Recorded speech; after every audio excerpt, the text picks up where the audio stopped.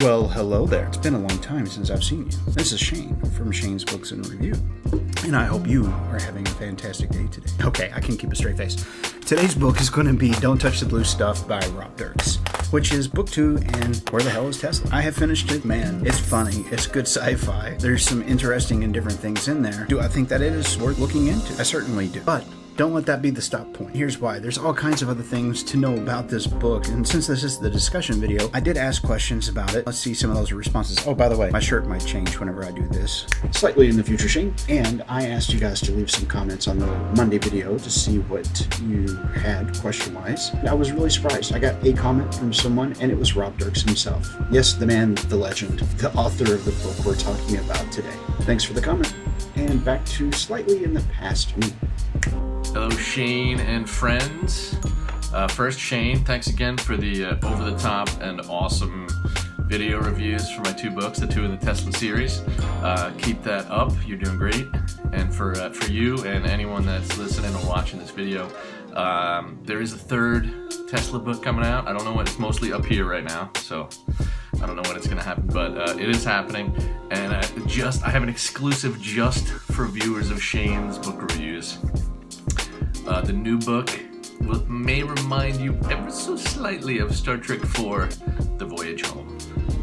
So look out for that sometime in 2019, and talk to you guys later. Bye. Thank you, slightly in the future, Shane. I appreciate that. In the beginning of the book, like I mentioned in the previous video, we did get to meet a FBI liaison that opens the book, and then Chip takes over and opens it the rest of the way. And she's pretty well telling us that she's not so neurotic, she doesn't shoot just at anything, and etc., right? Chip also lets us know that he didn't get paid for the last book, and that was kind of disappointing, but he did at least get a bone thrown to him by the FBI, being that they made him an agent, and he gets to flip his little identification, and it brings him great joy. And he is salaried, which makes him a special agent. After all, who knew? The points of the book. There's a couple of kind of lows, but nothing really to drag you down. It's really from start to finish a good book. There's one interesting thing that Rob does in these. It has to do with the characters. Sometimes whenever I read a book and it's got really good dialogue, then the things that aren't dialogue suffer, or vice versa. The descriptions will be incredible, but the dialogue will be like, see spot, run. Rob's got a really good mix of both of those. Instead of using just full-on, this is a table, it is brown, it looks like it might be a veneer of mahogany, he doesn't go that route with it. Same thing with the people and the characters. And one unique thing that I really enjoy, and that's whenever I get to see something that feels like a honest conversation on pages, or in this case hearing it. And that was such a really cool thing, because the interactions between that FBI liaison and Chip as the book continues on, they go from absolutely disliking and not necessarily trusting each other to seeing who has what kind of strengths and who has what kind of weaknesses, and where each person fits into the equation better. They both pull back a little bit in particular areas to let the other person shine. In the series, we've had Chip now have a moment where not only has he grown as a person, he's actually going outside of himself a little bit, not breaking character, but it's awesome to see somebody actually progress in a story, which was pretty cool. So if you want to know, yes, Bobo's there. Yes, Bobo still does some leg humping. But we also find out backstory on Bobo and backstory on the FBI liaison. In a way, we find out about Abba. No, not that Abba. As Chip and Gina get to know each other and they traverse through the ITA, there's multiple things and mishaps that happen to them, of course, which comedically speaking was gold, really. There's also a few things that happens to Tesla,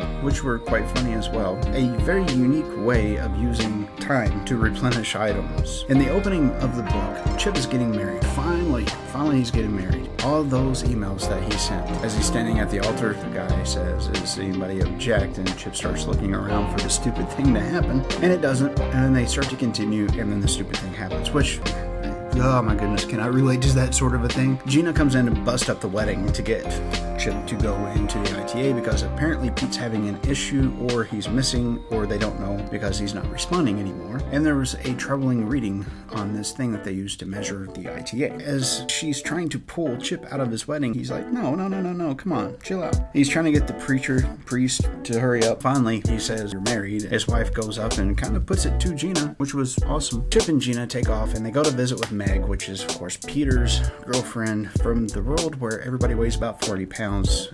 And we find out more about that, too, which was pretty neat. It had to do with Jupiter being about 6 times closer to the Earth than what it is right now. It changed the gravity quite a bit. But whenever they go to visit with Meg, there's a really bad thing that happens, and that has to do with Peter. And there's, of course, multiple versions of Peter, and we find out that usually whenever Peter's out doing reconnaissance or trying to find out something, he'll send other versions of himself to Meg to give her updates on what's happening, which is a fairly good idea. But they quit coming, and that's got Meg really worried. Eventually, a Japanese version of Pete shows up, and that was a... I absolutely loved that scene. It was really good. That Peter is on the floor and finally disappears. There's so many things that kicks off from that point. You know, what is this blue stuff? What's going on with it? There's whipping back and forth. Now, it's easy to follow. It's not hard to follow. Whenever I say whipping back and forth, I mean between the different dimensions with Tesla, Chip, and Gina. Tesla doing his own thing, and so on and so forth, etc. And this all leads us up to this blue stuff, which is something that's been known about for an incredibly long time, that apparently is right in the middle of New York, underneath everything. Kind of made me think of a little bit of a Ghostbusters type of a deal, but not really. And after speaking with some Native Americans way back when, Tesla comes back to tell Chip that this stuff, once you touch it, it sucks you in, you can't get out. And quite apparently, because you and Peter here are interdimensional travelers, now it's going from dimension to dimension too, and it's got a hunger that will never stop, and it feeds off of whatever living being it pulls into it. So they end up finding out that they have to find Abba. Not that Abba. I keep saying that, but seriously, it's not this Abba. It's more of a cockroach with a furry back. Does that remind you of a furry foot?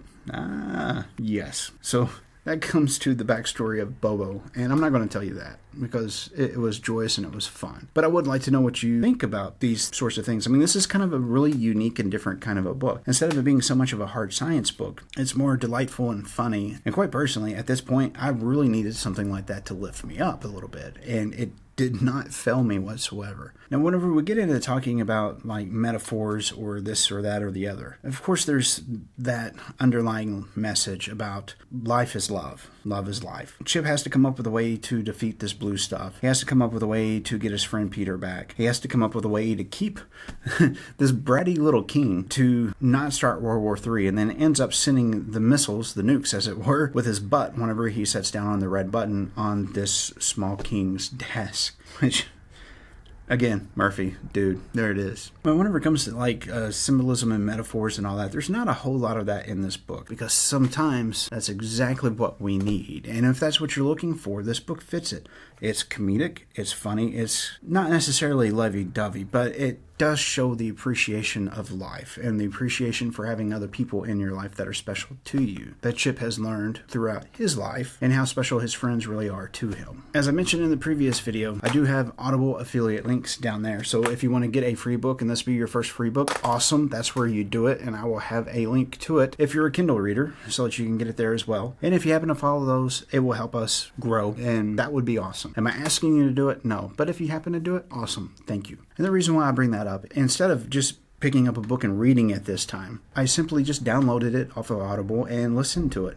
And I've actually listened to it twice now. Does this have a rereadability ability that's high? It does. And the reason why is the guy that narrates it is, of course, the same guy that wrote it. But I think that adds to the entertainment value, because who else would be better understanding of what moments need this and what moments need that? And it doesn't hurt that the guy's delivery is just dead on. Now, as I mentioned in the previous book, Where the Hell is Tesla, this book is a bit ornery too, in multiple places, and in just the right way. And there's so many moments that I could go through and I could tell you about, but I'd much rather you experience them for your own. So if you have read it by now, tell me about it in the description down there. I would love to know what you thought of the book. Was it good? Was it bad? Did it give you a laugh? Do you have any appreciation for the book, or is it just something that you don't much care about? Like, share, subscribe. This has been Shane with Shane's Books and Review, and I will see you in the next video.